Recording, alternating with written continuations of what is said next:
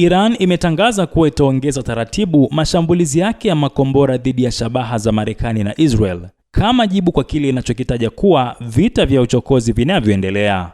Tangazo hili limetolewa na afisa mmoja wa ngazi za juu wa usalama na siasa nchini humo.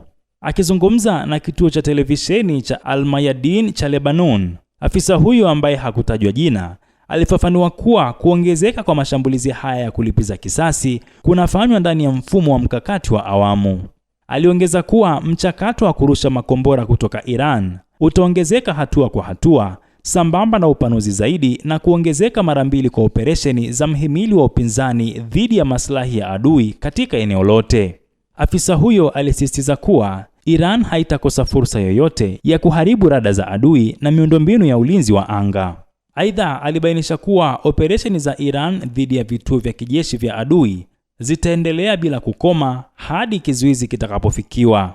Kwa uzoefu wa vita vya siku 12, Iran inamiliki silaha za kisasa na zenye nguvu sana ambazo zinaweza kuwashangaza wapinzani, alisema, akirejea uchokozi haramu wa Marekani na Israel mnamo Juni 2025.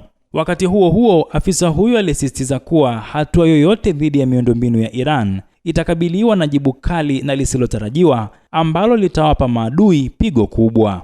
Jamhuri ya Kiislamu ya Iran ilisema ina uwezo wa kutosha kuendeleza vita kwa muda mrefu. Abdul Nasir Mwita, Rubaza Kimataifa.